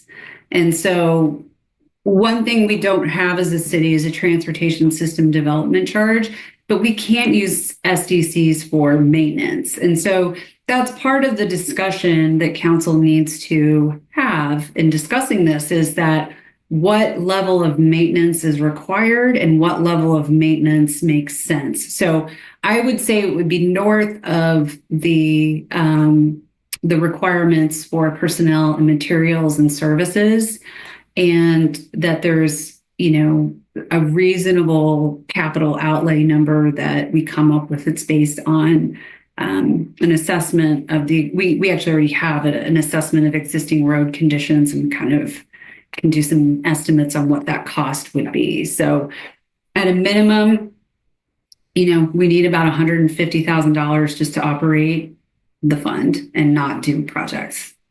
But I think that my guess is that the council would want to see some projects done too. So that'll be part of the conversation that they'll have. Cool. Any other questions about transportation? Okay. So next is the building fund. Actually, I have a question. Oh, you bet. The other contractual services, other, what hits that line? It's been fairly low, consistently low, and then now we're at 20,000. Our budget last year was 20,000. Yeah, so those are things like if we have any kind of an emergency that comes up, or we need something designed, or we have to have a contractor come in and do an analysis of something. So that's a number that I'm watching too, because we have historically used, half, if not less than that. But I left it as is for this year, and it's likely something that we'll look at shaving off in future years. That's essentially for unknown items. Yeah. Yeah. Good question. Okay. All right. Move on to the building fund. So the core services of the building fund is it supports the administration and enforcement of the Oregon State building codes for all construction within city limits, including commercial and residential inspections, plan review, and code enforcement. So our building official, Scott Gephardt, he does residential building inspections and plan review, and then we have contract services for commercial. These funds are restricted and have to be used to support the building inspection program and plan review program. So the expenditures support the development services manager positions of 0.6 of Scott's FTE is assigned to this fund, and then 0.5 of the planning and building permit tech. So the other half of that person's time will be spent on building permit review, and also Scott will train that person to conduct inspections. Kit. Hi. The 2024-25, you estimate is going to have $294,000. And on your proposal of the budget for 2025-26, you only put $194,000. It's a significantly reduced from the current year income. So I wonder if you predict there will be a slowdown in the new building, or what caused it? Yeah, so we did a supplemental budget this year because we had 2 commercial buildings come in, which really increased the amount of revenue that came in and the amount that went out. And so that's why it looks like a drop off, is because of those 2 commercial buildings that came in. It's just a wash. The only other thing that's harder to predict than I see it now. You have a wash there in expenditure. Yeah. All right. Thank you. You bet. Good question. Any other questions on building? Okay. Tourism fund. All right. So this fund is a dedicated special revenue fund that's restricted for tourism-related activities, and it's required by state law. So this is where the 70% of the 2% comes from. The key expenditures here are for staff, and those are for the folks that are responsible for the maintenance and operations of the visitor facilities and for code enforcement. So 0.75 of that FTE number you see here is for our code enforcement police officer. And the rest is allocated across the board to various, to all of our public works staff. So those are the folks that, we have one person in particular who spends a good proportion of his time doing facility maintenance. And so this is to help offset some of the costs for the city in maintaining visitor facilities. So that includes city restrooms, that includes garbage cans, dog poop stations, and portions of the park, and materials as well. So like toilet paper, dog poop bags, etc. This is where we also fund city events, things like the annual Christmas tree lighting. We've actually budgeted to add some new Christmas lights on Laneda, so we're hopeful we'll be able to do that by the end of the year. And it also pays debt service on the visitor center, which will also be completed by the end of 27. Jeff. So you had said earlier you were looking into using some tourism dollars for parks and recreation purposes, which is supposedly one of the things the money can be used for. What goes into that decision? How are you going to decide whether to use some of that money? Yes or no? Is there somebody at county you have to talk to, or how does that work? Yes. There's some folks at the county I want to talk to. I want to make sure that our city attorney is on board with it. But right now, we do actually cover a fair amount of parks related expenses through the tourism fund. And so some of the repairs that were made, for example, to the structure at the park were done out of the tourism fund because that was a clear thing that we could pay for out of that fund. And then again, the staff that are paid out of this fund that maintain those facilities is an important part of those expenditures. Thanks. Yeah, Mayor. Just as a kind of broader background, it's not a this year budget discussion, but we're limited. We're less limited than we used to be on this. So some things have shifted and eased up a little bit. But there are a number of cities in Oregon who have quite high balances in these accounts, and they literally aren't able to match the revenue that they have with projects that they're able to do. And Seaside actually is one of them. So the account just keeps going up. And one of the things, I actually don't know where it's at, if it's killed now or if it's made it to the next step, but there was a lot of discussion about this for this current legislative session in Oregon, because cities understandably are looking for more flexibility and the ability to draw a line between how these monies should be used and what they're able to use them for now. So this is something not just from a budget and planning point of view for us, but in terms of our representative and senator here and the legislature, we're keeping an eye on this because this is something where we could see shifts. It's not happened yet, but we could see shifts in the future, and a lot of cities are interested in this going forward. So just a little background on that. Thank you. I think Chip and then Jerry. I'm going to follow on with the mayor and with Jeff.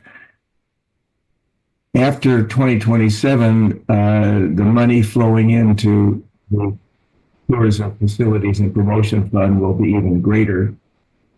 Plus, if the city decides to capture the extra 4% instead of giving it over to the county, if the county measure passes, we're going to have even more money coming into the tourism fund. And so I'm wondering if the city council should appoint a group to look at possibilities for using the funds, understanding that there will also be should I call it legal review to make sure we're not pushing the envelope too far. But clearly, Commissioner Bell indicated without blushing at all that she was planning to pull $2 million out of the county's parks fund and refilling it with TLT. So it seems to me, and we have a trail network that Councilor Stegman worked on several years ago that we could be doing to utilize those funds. And so somehow I think we need to tap the community for identifying some potential projects that we could pay for with those funds.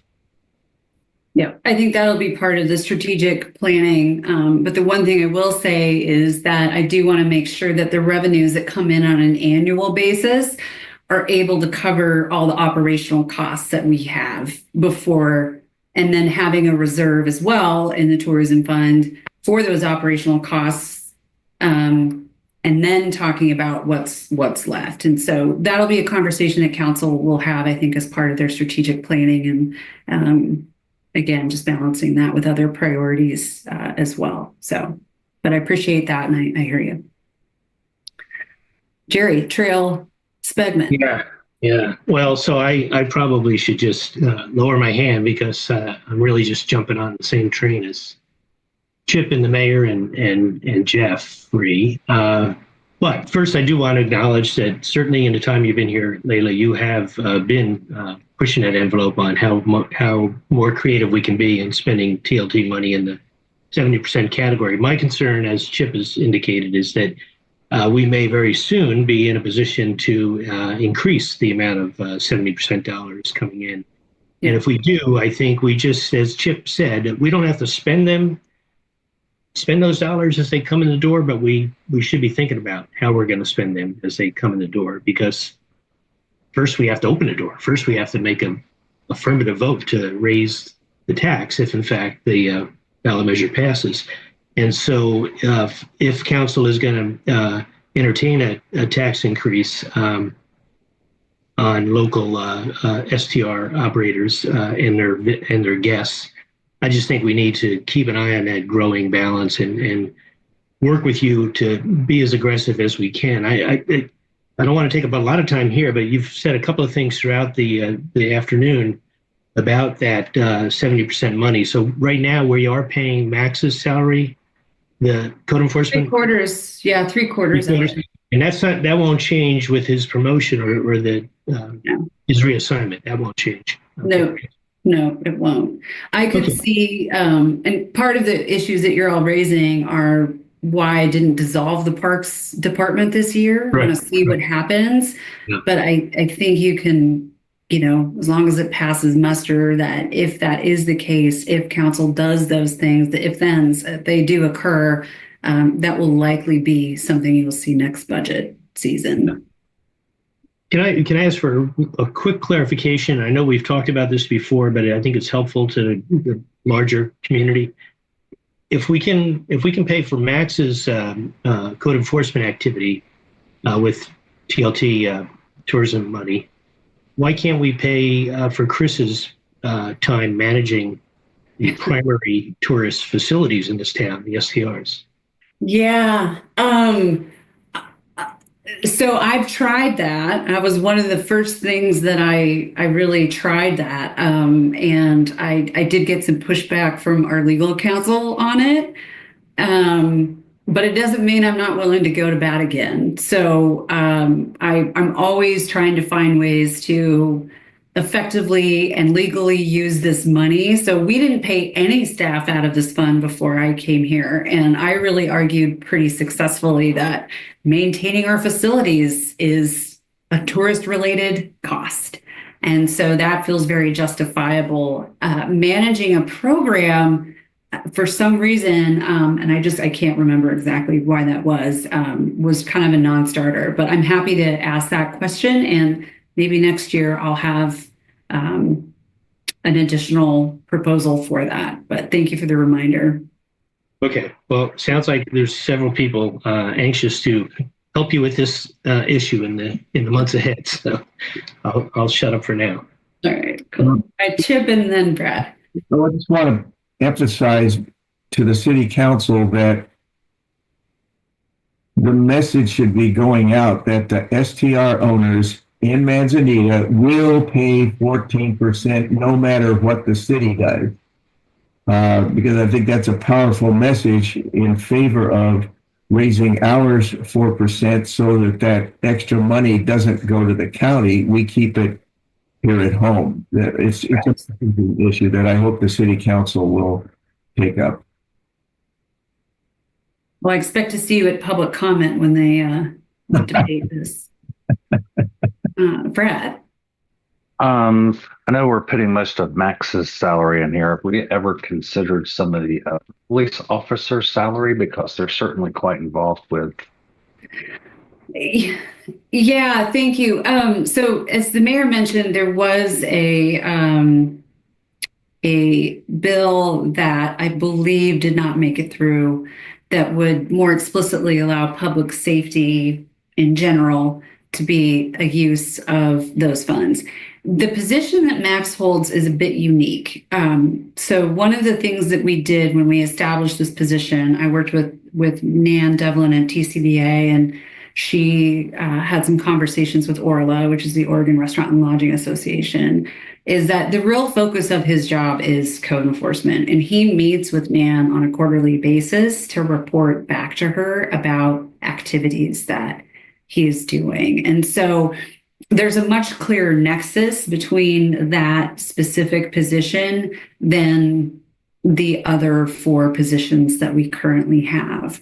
But again, I'm pretty vigilant about this stuff, and I'll be interested to see what plays out at the end of the legislative session and whether or not we start to see a little bit more flexibility there. But that's been on my mind, trust.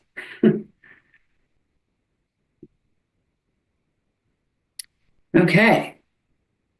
Love it. Hot topic. Okay.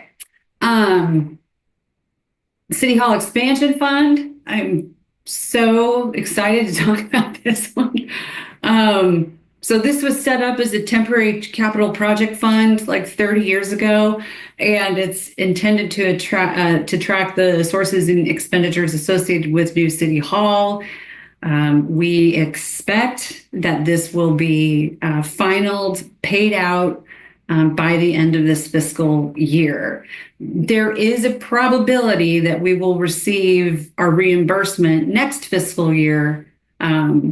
So that is possible, but Nina's just been on the spot in terms of getting those reimbursements from OBDD. I will say they have been amazing to work with. They turn those around really quickly. So substantial completion is May 15th. I expect the final bill from Cove Built at the end of the month. We will pay that and then seek reimbursement. So I feel really good about that piece being finished. And then Nina and I will reconcile all of the different costs and anything that's remaining in the City Hall Expansion Fund will get transferred in back to the general fund. And then that fund will be closed this fiscal year. Yay.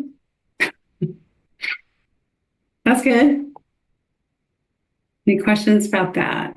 Otherwise, if we don't, anyway, it's going to happen. We're going to get that payment out this year. That's the big deal for us. Okay. So final capital project fund is system development charges fund. If you recall, we collapsed these into 3, but we collapsed storm, parks, and water SDCs into one fund, but we track them separately. So those and the primary resource is the water SDC. So SDCs, just to remind folks, are fees that we collect from new development for system expansion. Water we raised a couple of years ago, and you can see if you look at fiscal year 2022-23 versus 23-24, what an impact that had on our revenue. We went from, I think, $160 per residential unit to, I think it's $1,680 or something like that. So that had a big effect for us and a good positive one.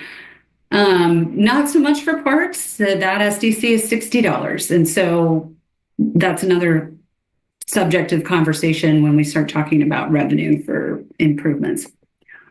The key expenditures in the SDC fund this year are the majority of the capital outlay funds in water, and all of the stormwater SDC funds that are designated as capital outlay are for the Classic Street Connection project. And we'll run through that pretty quickly, but at the end, when I show you the sources and uses for the Classic Street project, a portion of the water SDC that's not Classic Street is going to be used for the design and engineering of a replacement and expansion of water infrastructure on Highway 101.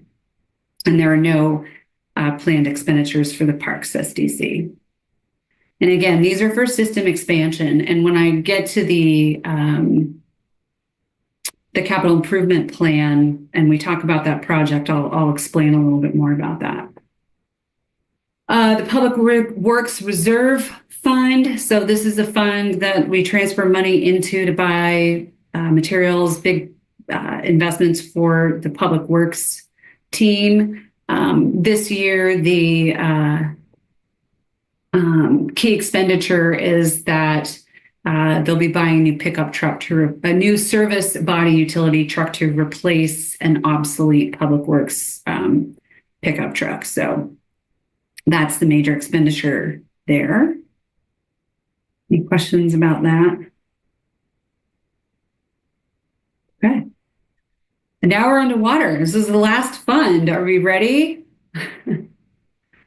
Let's do it. Okay. So the water fund is a proprietary fund that provides residents with potable water to support public health and sanitation. Services include meter installation, repair, system maintenance, and compliance with state and water quality regulations. The fund comprises two departments, which is operations and the well field and transmission lines. So operations is the city of Manzanita's distribution system. The well field and transmission lines are the management of the well and the transmission lines that gets the water to the city of Manzanita. Our key revenue is utility fees. City Council adjusted those fees per the Consumer Price Index for water and stormwater. And then the other key revenue source that shows up this year is the state grants for the portion of the Classic Street Connection project. So I want to just quickly go through kind of key water utility projects. Again, I'll go through this when I show you the charts for the CIP. But as the Classic Street Connection, the Highway 101 design that I've already talked about, we're proposing a replacement of a generator that serves one of our main reservoirs so that we can maintain operations and pressure during power outages, which we know we have many. Upgrading the existing Public Works facility to include an office for our director, which I think is really critical. And then there's engineering and other services as needed. So if something happens, there's a water main issue, we have funds reserved for that. Brad. That generator you mentioned, is that out in Moeller at the water treatment plant? No, so that's would be up at the reservoir, which is across the street from the Public Works building. Gotcha. Thanks. Saw a bunch of hands go up, so I'm going to try to see who went first. I think Kit, Joy, and then Jeffrey. Mother? Is it my turn? I think you're next. What is water sales? I'm sorry? On the revenue. Water sales on the revenue. Water sales. Oh. Where's the revenue? Oh, those are when, say, like, a developer needs access to one of our water hydrants, and so we sell them water. We actually sold water to a different city where we, filled up one of their water trucks, and so it's for little one-offs like that. Wow. So 23-24 fiscal year, we make quite a bit of money on that. Yeah, and I can't. Yeah.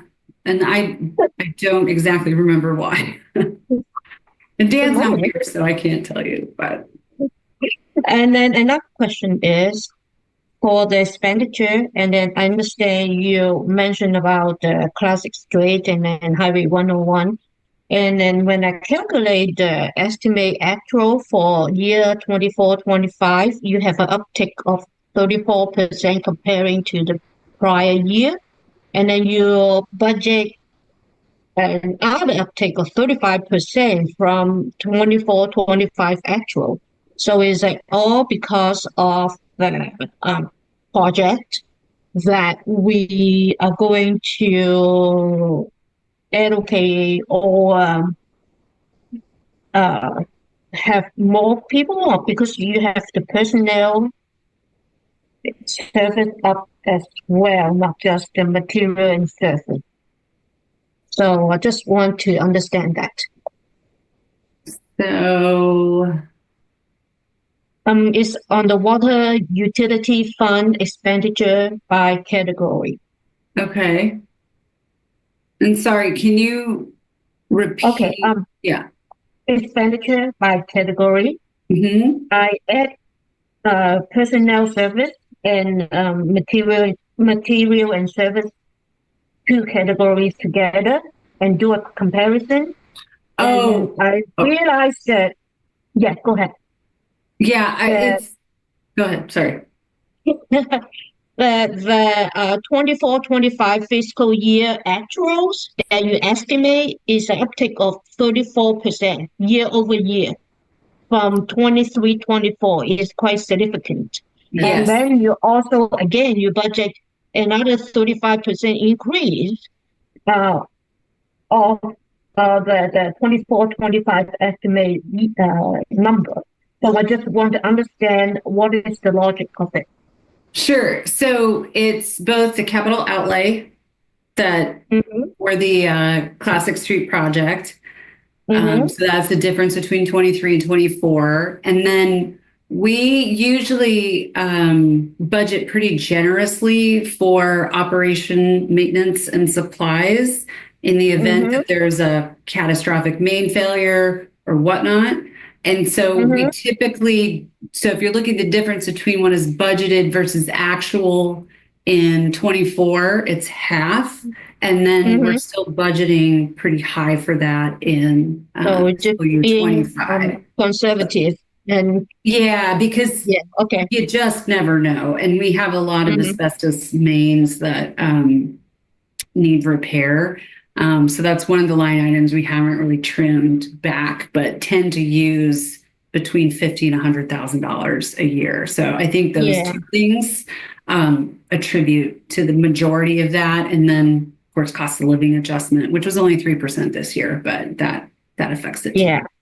And then I just, don't quite understand that personnel. I understand material and services, the maintenance, cost. And the personnel services, we anticipate to hire more people. It's quite a significant increase. Yeah. So if you're talking about the estimated total end of year, so that's because we had budgeted for an open position for an operations manager. We hired that operations manager, and then our public works director left. And so that position became open again when Rick stepped into the public works director role. And because he was new to that role, his pay scale is different than what Dan was. And so I think it was a result of those openings. And now we're fully staffed. And so what you're seeing in the budget for the current fiscal year reflects a fully staffed public works department with a director, an ops manager, and 2 senior utility workers and 1 utility worker. So I think that's the major difference was staff turnover. Okay, thank you. Yeah, good questions. Thank you. Jeffrey? Actually, coming up on 4:00 here. So yeah, we need to finish up tomorrow or? I mean, this is pretty much close to the last slide. So folks would be willing to stick it out another 15 minutes. I don't think I will be available tomorrow, but I asked all the questions I want to ask. So you guys can continue. Sorry, it's up to you how long we take, but we're pretty close to the end. We have wells to get through, and that's the end of the budgets. And then I'm just going to kick through the capital improvement plan real quick. So I see thumbs up. I'll just ask one more question, and then I'll shut up. Okay, I'm holding you to it. Some of the asbestos, water lines on 101 reminded me that we have some other roads that we talked about allocating money for. Windward, I think Pelican, I don't know, maybe Spyglass. I can't remember which ones. How are we preparing to pay for those? Because they're coming up. Yeah, so this is a great question. So it's another reason why we are taking a year. We're going to pause this year, and that's one of the things that Rick and I are going to be talking about. One of the other things is because the rates that are now up to date, we are starting to create a balance in which we can actually execute on some of these projects. So we didn't really have the resources to do that. And I think once we finish out this fiscal year and we understand where we stand, we'll be in a much better position to propose projects that result in replacement of asbestos mains that are prioritized next year. Chip? You're muted, my friend.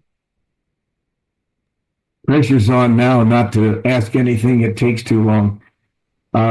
Regarding the water utility revenue, it appears that wholesale and retail sales are rolled together. Do the wholesale customers pay the same rates?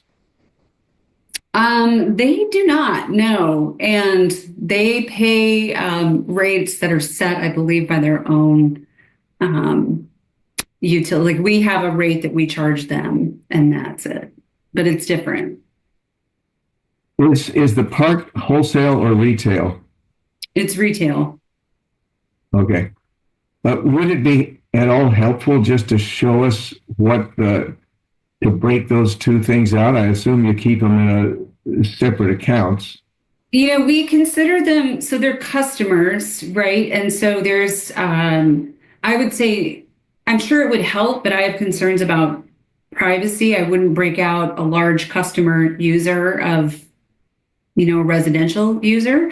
But I can look into that and see if that's something that we can do, particularly as it relates to outside sales. And part of the reason I'm asking is the well system is jointly owned and managed by Wheeler and Manzanita. Do the wholesale customers have some sort of priority right to any of that water flow? I can't answer that. I don't know. That's fine. That's time for another. I won't hold anybody. Yeah, up. I don't believe we have any agreements with them that state that, but. Okay. And we share those outside sales revenue with the city of Wheeler. And so that brings us to the wells system. So this is resources that are here to support the well field and transmission lines. Just some, oops, I guess I didn't have my key issues here. We're expecting to do some additional studies this year. So you'll see the engineering and other services line item is increased. So we'll be doing some additional studies and analyses of the water system itself, the distribution system, and then pretty much everything else is on par with prior years.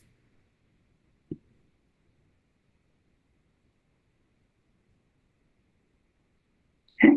Any questions? It's okay to ask questions. That's why we're here. Remember this now. Okay, I have another question, which is there some big project coming up for the increase in engineering? We have some projects that we expect, and then we wanted to be prepared for others that we don't. So, so we're just getting ourselves prepared in the event that something does come up that we need to spend those resources on. Okay. Off to the forecast. So this is pretty quick. I just did forecasts for general fund. Just again, assuming 4% annual growth for transient lodging tax, 2% for property taxes, again, just being conservative there, intergovernmental interest, fees and charges, and then the budget has the details in it: personnel services, materials and services, debt service, which includes City Hall, and capital outlay based on planned projects. And then the water utility forecast, we also did some revenue projections for that as well. And again, if we hadn't received those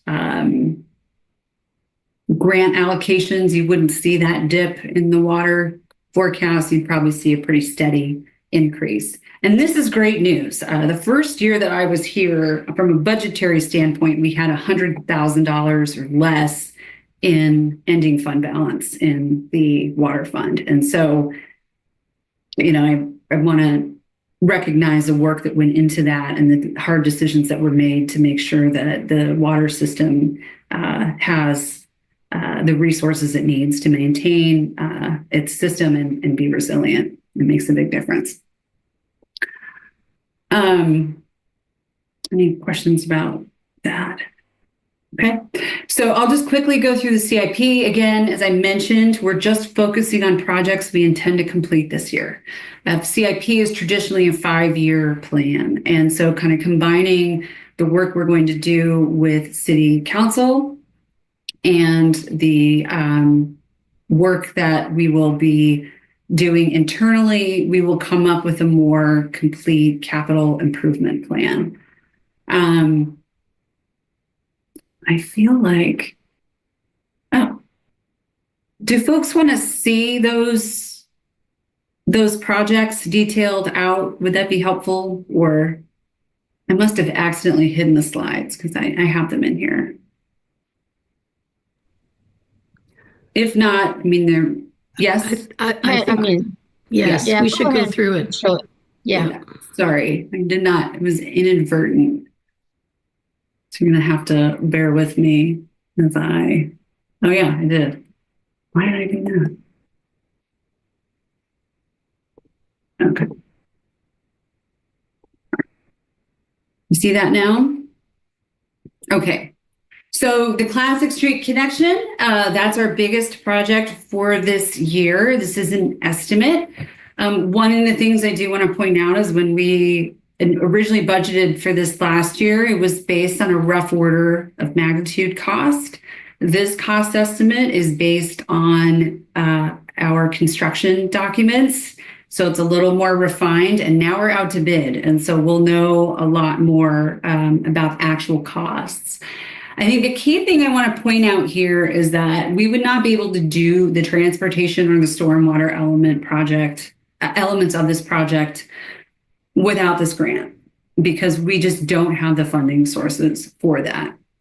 The CD estimate that we got was higher than what our rough order of magnitude cost was. So a couple of points I want to make here. The water utility is actually not paying any of the costs for this project out of water rate revenue. This is grant funds. However, we had to, in order to make up the funding gap, reduce the amount of money that was going into the water utility to help ensure that the transportation element could be built. So there's a retaining wall that's included as part of this project. It is significantly more expensive than we anticipated. And so we had to do a little shifting there, which means the water SDC is going to carry a little more than we had originally budgeted for.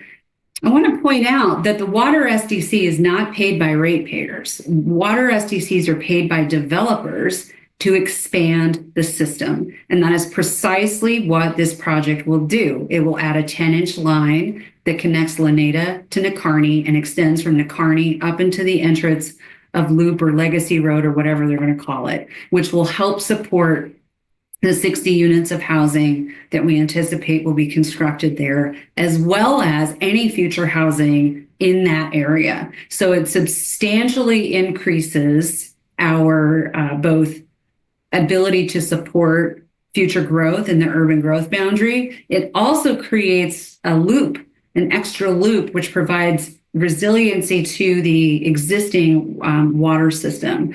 So I just want to highlight that all of the funds that are coming out of the water utility are from the grant, and that the water SDCs are doing exactly what they're intended to do, which is help with system expansion, and that the grant funds are helping offset the costs associated with the transportation element of the project, as well as the stormwater element of the project. The other thing that's different from what I had budgeted for last year is I am including a stormwater SDCs as another piece to help fill the gap in the project cost. And again, that's for system expansion. And so that's how I've structured this. And the reason why it doesn't add up to 2.7 is because we've already spent some of that money this current fiscal year. Chip, do you want to ask your question now? You just answered. Your hand down. You just answered. Okay, cool.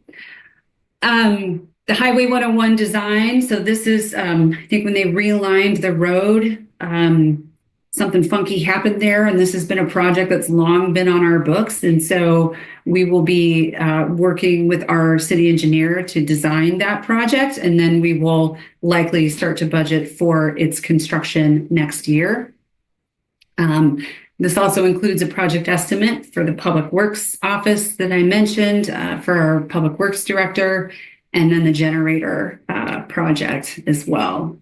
And then finally, the residential pump house. So there's some, and this is up at the reservoir, not at the well station. These will be upgrades to that facility, again, to increase resiliency, deal with some deferred maintenance, and just kind of level up the water system. So those are the main capital projects that we have, in addition to maybe our largest, if not our second largest capital project that will be underway, which is Classic Street.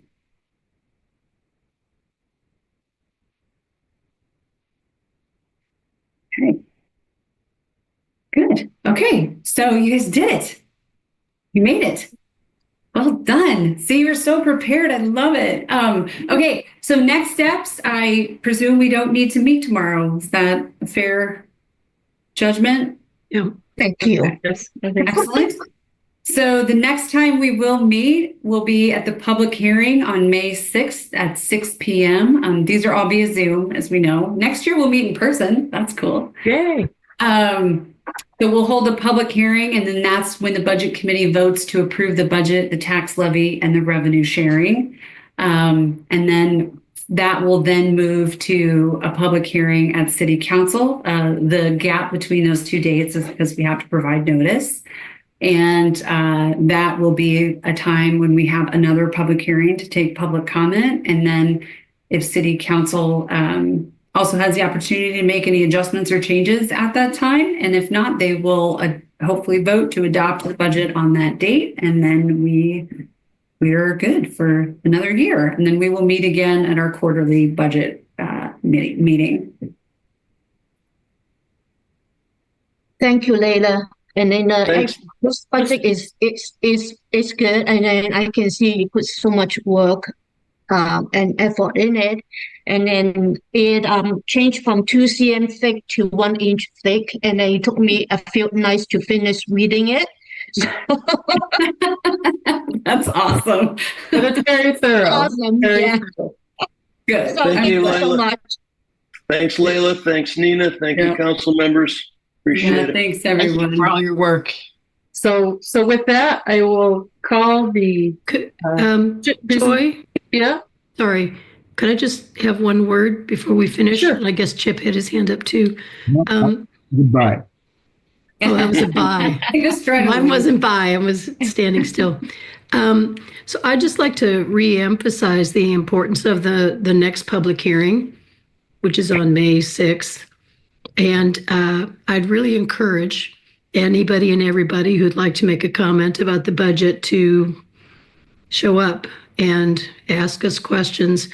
Tom made an offer earlier. That's not just Tom really, but all of us. If there are people who want to discuss things more quietly or in a different venue, I mean, we're very open to do that.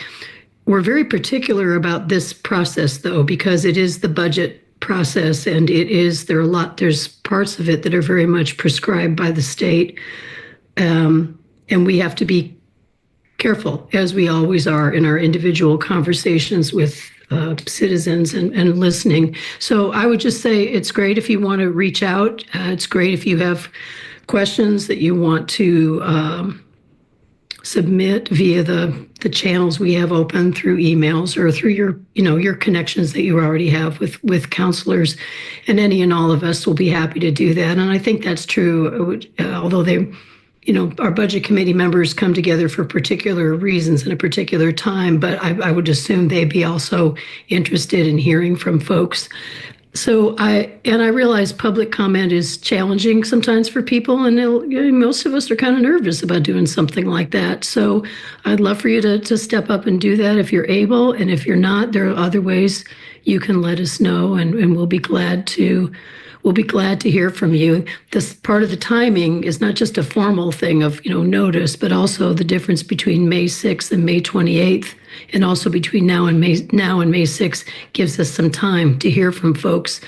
And I would just add, I think 365 days a year, you're able to comment on the budget. So we have a particular process for the formal adoption, but actually a big part of our work, and the council in particular, is to listen and consider any and all conversations we have and think about how does it relate to our priorities that we're setting? Are we in line? Do we have the resources to do what people are interested in? So this is a particular time of year, and it's for a reason, and we need to do it. It's important. But the budget conversation, as far as I'm concerned, really is an ongoing one that we have all year. So that's what I had to say about that. Thank you very much. And thank you for that, Catherine. I appreciate it. Well, thanks for being so prepared. It really helps a lot. We really appreciate all the comments and feedback from everyone. Are we done? Are we done? I will call the 25-26 budget review to an end. Thank you, everyone. Thank you, Joy. Bye. Thank you,